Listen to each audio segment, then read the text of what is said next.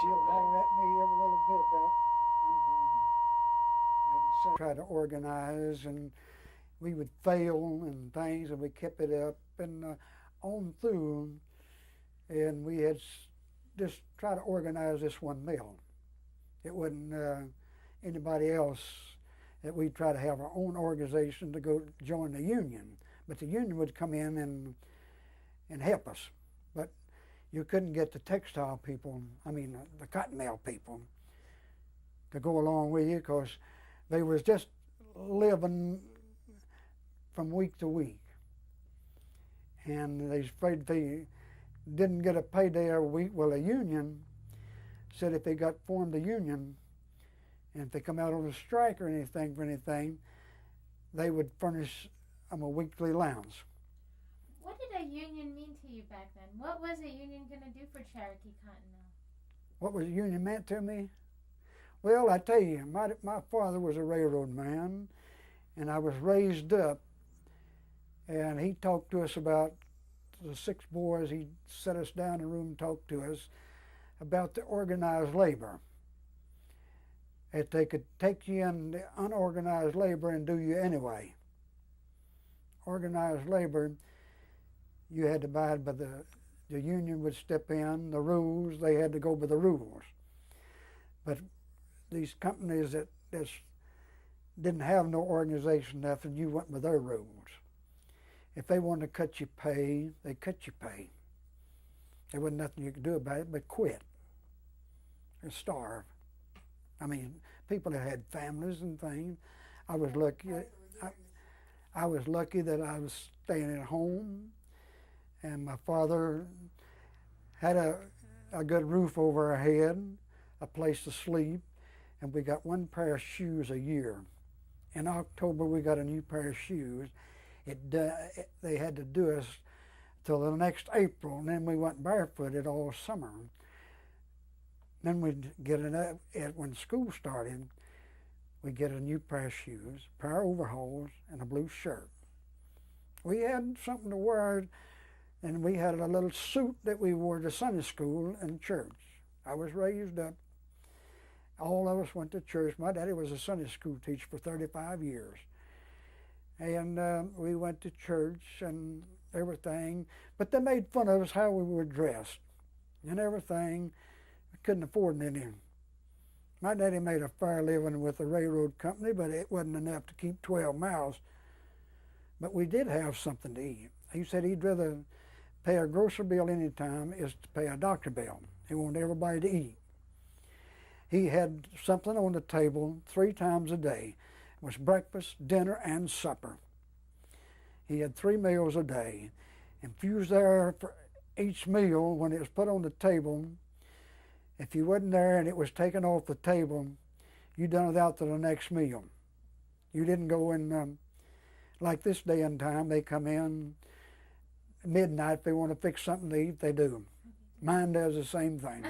He would settle it, everybody to get their jobs back and their wages like they were making, and they start to work from there, and they could do like they wanted to. But it was never settled. He never did settle it. They never did say why. It was never mentioned no more about the textile. There's a lot brought up, but it never did get into the Senate or the Congress or anything. It was brought up. You talked to your representative back then, you could talk to your representative, but they promised you anything to get in. If they got in, they'd go with the ones up there. Ask them about the listing, the union. I didn't write to them. I wouldn't. I was just selfish about my pride and everything that I wouldn't write. Ask the question again. No. Okay. A lot of people in your local 1878 wrote letters. They still continue to band together. Many of them who were blackballed, and they continued to lobby to try and get your jobs back. What was your role? Did you know that they were doing that? What did you think about it, and what was your role? Well, when they were writing about their jobs to get back, they asked me and my brother And we had, I don't know, the pride of my daddy being a union man and everything. We wasn't going to bag nobody back for our job, and we wouldn't write for it. That we would go elsewhere and get us a job, because that wasn't the only textile mill there was. That we'd have to leave the state, and we was young and wanted to run around and see the country, and we did. We seen our part of it and everything, and we enjoyed it. And we'd go from one little mill. They'd have anywhere from 15 to 40 looms in these little mills, and they'd make expensive beach cloth and stuff like that. The Louisville Textile Mill in Louisville, Kentucky, on Goss Avenue, was famous for this beach cloth. We went up there, and where we were running 6 and 8 looms, we would run 3 and 4 looms up there and make more money. But it wouldn't last but 3 or 4 months out of the year. Then they'd go down and work the people that was there and things. We'd move on, and we went to several different places like that. And when we landed in Cramerton, North Carolina on Christmas Eve night, and spent first Christmas Day away from home, but we loved that little town, and we just, brother and myself, we said one of these days we might get married and want to live here.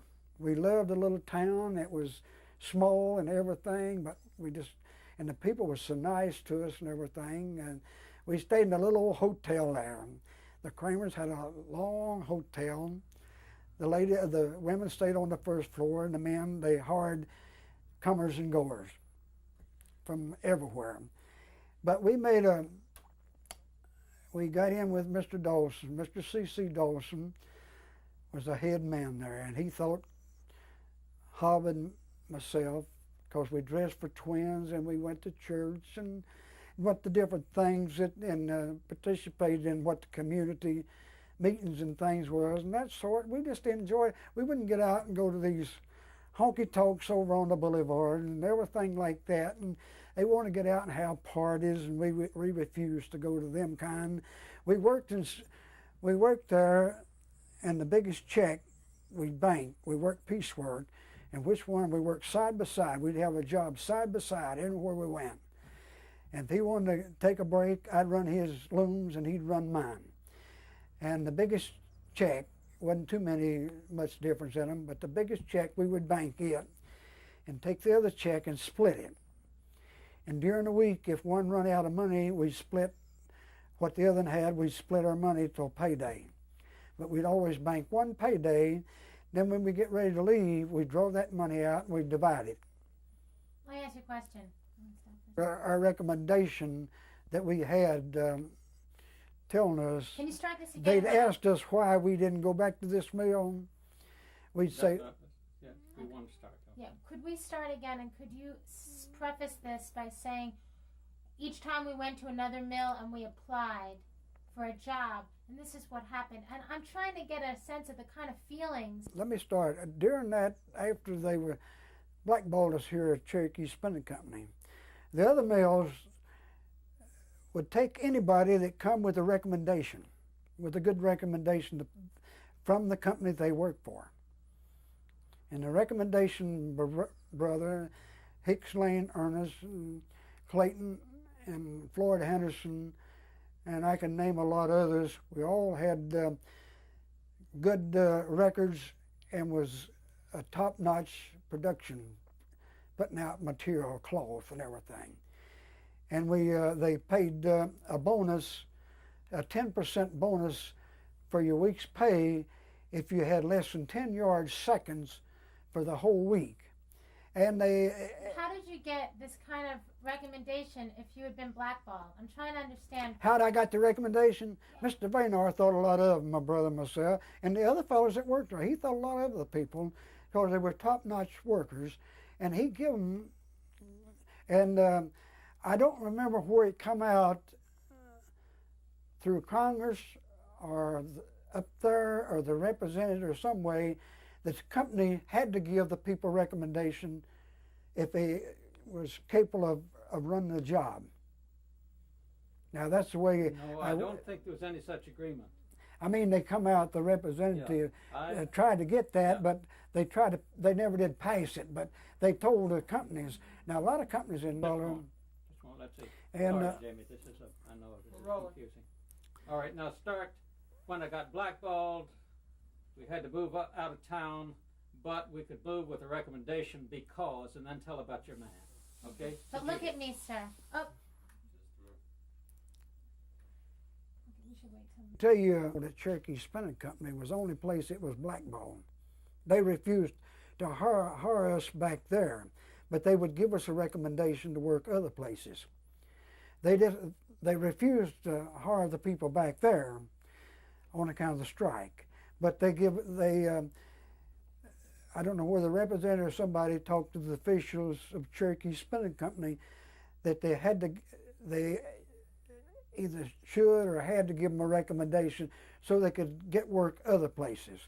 But they couldn't work at Cherokee Spinning Company after they blackballed. I don't know of anybody that they took back. There might have been a few that got back that got refused to work them, and over the years of time, they hired them back. You started to tell me that sometimes when you went to the other mills, they'd want to know why you left. No, they'd ask for a recommendation. The first thing you go in, when you go the mill, you could go in the mill back then, and you could quit one mill before the strike, because they need the help so bad. You could go out of one mill into another and get a job, and they want to put you to work right on the spot, because they needed people. They didn't have people to operate their machinery. And the strike, they'd say, where you been, where you worked at, they last at, have you got a recommendation from this company? That's the next question. They wouldn't ask you if you'd ever been on strike or anything. They didn't ask you if you believed in the union or if you'd participate with the union or anything like that. They need you for that job. And they know that. And the Kramer's mill there, I'll tell you, the people there got hurt more in the strike and they gained. Now, I wasn't there, but I want to tell you something. You don't have to publish this unless you want to. The people lived there at Cramerton. They give them a job, they give them a house to live in, they kept the house up. They had paid, well, the house I lived in was a 5-room house. I paid $2.60 a week for that house. That's about the highest. I lived on the main street. And how I got on this main street was through my big boss. He liked me and his wife. My wife and his wife run around, didn't have children. And she thought the world away one, Lynn. And she talked Jess in. He was over all the houses for the weave room. Mr. Reese was over the houses for the yarn mill. And they had one for the finish the plant, and they had one down just a regular yarn mill. They had different section of houses for these mills.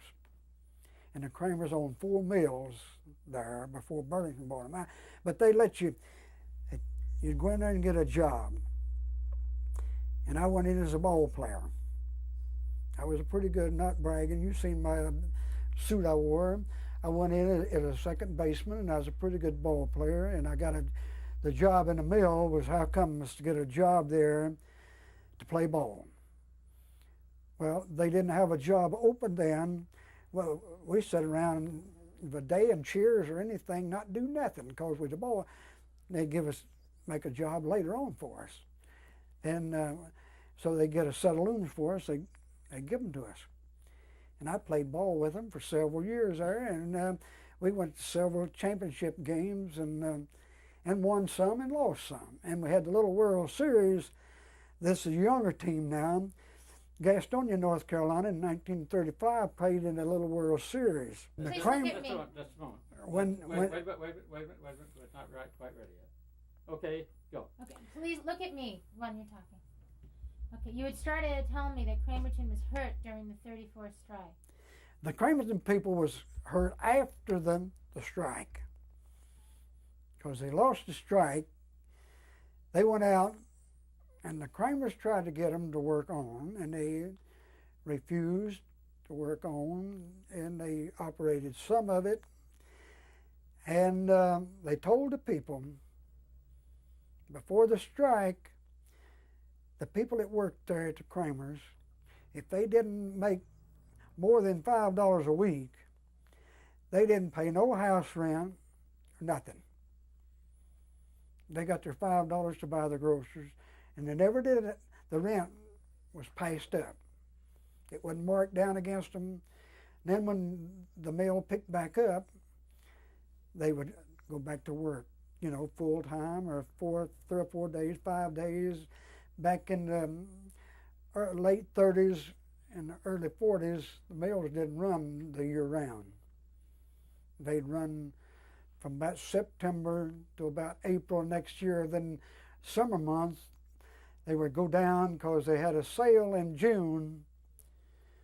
The Kramers, Galen Lord in New York, had a sale. And Okay, Judy? Okay. Tell me, Mr. Turner, how did you organize back then? What was your strategy? Describe it to us.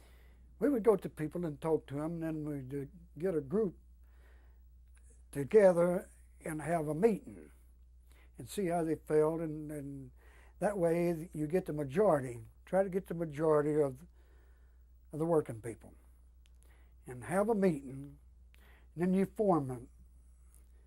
You appoint the leaders and the treasurer, and that sort of, and one would be the leaders of it. And after that, why, they would have meetings. And more meeting, they'd invite more people, and when they get the majority of the people, why, they think they had enough to go. And at times, the company cut us back. One time, I think they cut us about 30% wages, and just took it on themselves because they was said they were up against it, and they had to cut our wages down to nothing hardly. And so we voted to get our money back and organize, and they'd have to have a meeting with us when they go to let anybody go, or what the reason was, and everything like a union stands for. And the company had their side, and the union had their side, and they had to get together and work it out. Then they pass it on to the members. And the leaders back then that we had to organize, a lot of times they would go with, they would be loom fixers or things like that, and the officials would talk to them and say, well, if they come out on a strike, they'll lose their jobs, and get them about halfway secured. And we had one treasurer to take our money and went to poker game and spent our union money we was organizing with. And see, that's why the textile couldn't organize and stick together.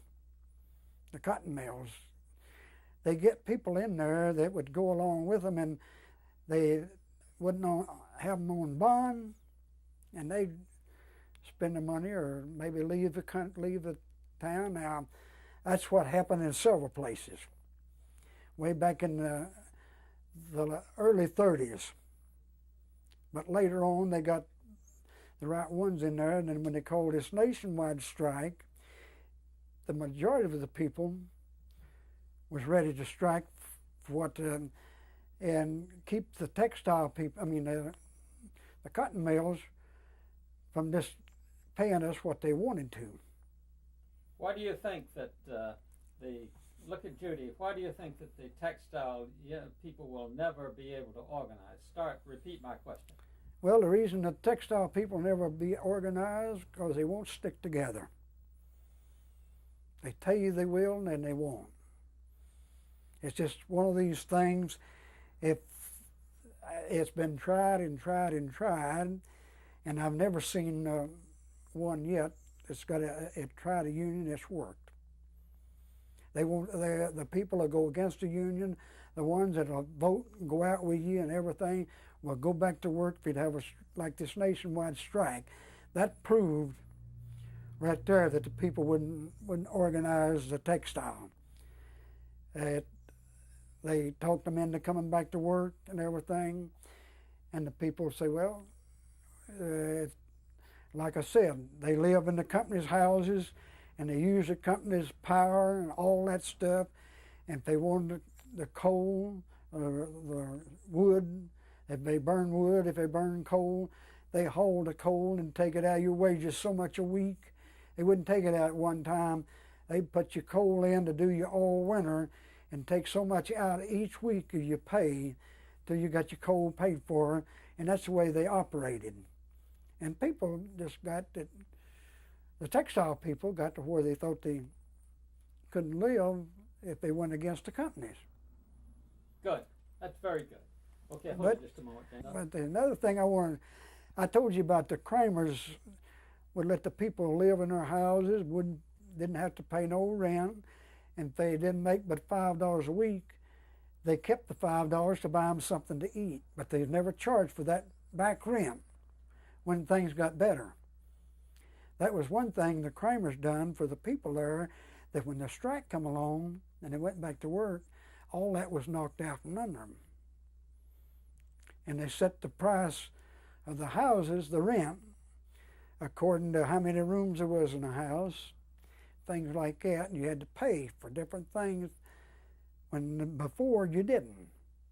But that's the way I looked at it when I went over there after the strike, and they sit around and tell what a good time that they had before the strike and what was knocked out from under them after the strike. A lot of people had to leave there. When the mill went down, they had to move somewhere else, get a job if they could. And it wasn't easy. That's just like we went over there in September, every Labor Day. Oh, there's that phone. They just paid them. Like I say, when I went to work there for 18 cents an hour, when the NRA come in effect, they paid 30 cents an hour. And when you're running your looms on piecework, if you maybe had 2 or 3 warps run out, you'd have to wait till they put warps back in there. You didn't get paid for that. But most of the union wanted to come in there and make them give you an average for those looms have to be replaced till they got back in production. A limit amount where you didn't get anything. See, if you run, say you run 6 looms on production, well, you had to have all 6 of them in you try to keep them in high speed all the time. Fast they stop, you try to start them up as fast as quick as you could. Draw in, or fill and break, or first one thing or another, or the loom would break down, have to flag it for a loom fixer, and it had to stand to wait on him. Well, we lost money. What about favoritism? What about the way the bosses treated the employees in terms of favoritism? Well, they had their ones they'd do favors for, and others they wouldn't do favors for, and they'd put some better than others and give them better production jobs and things of that sort. See, they had what they called, I say, good production job was a lightweight of material that you made, that you could run it and run more of it and make more money. But the more harness you had in a loom, say they run from 12 to 20 harness, well, you've got all those harness working up and down to make this plaid and this material. All right, this here was made on a 6 harness, weaving up and down, shuttles going backwards and forward, and put these straps, so many picks in there per inch, and so many picks, say you got about 10 picks of green there, you got about 50 or 60 picks of this red here, and the green the same way. You have to have, the loom is operated that way. Okay. And the more harness you got, the more trouble you got when that the ends will break out and things like that will give you trouble. and the big head on there is working all the time, where you got 6 harness working. You just got 6 little old harness working back and forth like that to pull these harnesses up and down. And so the more you got, the more trouble you have, and less production you can get.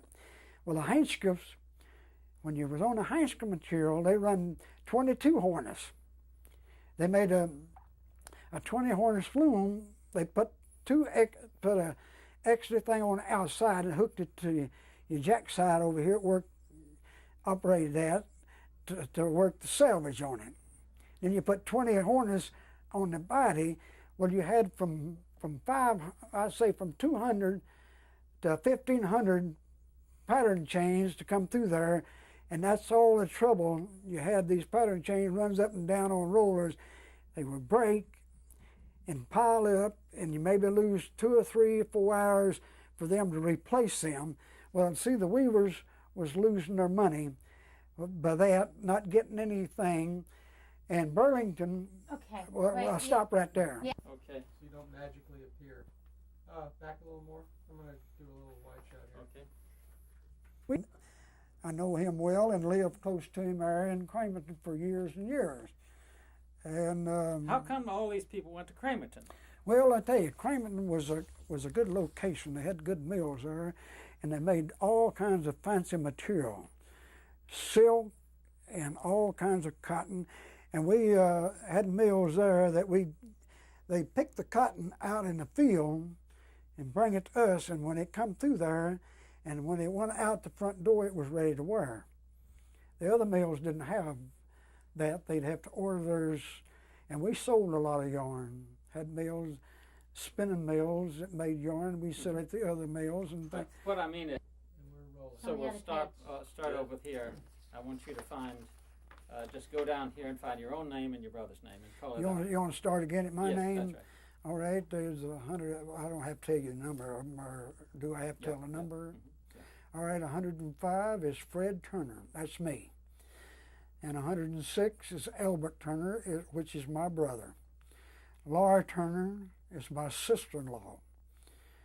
And let's see, Tom Underwood, he was number 111. Now, all these people were people who were blackballed and had to leave town. That's right. These people didn't get no job back at Cherokee Spinning Company. And Harlan Weaver, Emma Weaver. How'd you feel about having to leave town? I felt pretty good, to tell you the truth about it. I felt pretty good because I'd worked there. I quit there 2 or 3 times while I worked at Cherokee Spinning Company. And one time I quit there and went to Louisville, Kentucky, because they told me over there you could run 2 and 3 looms and make more money.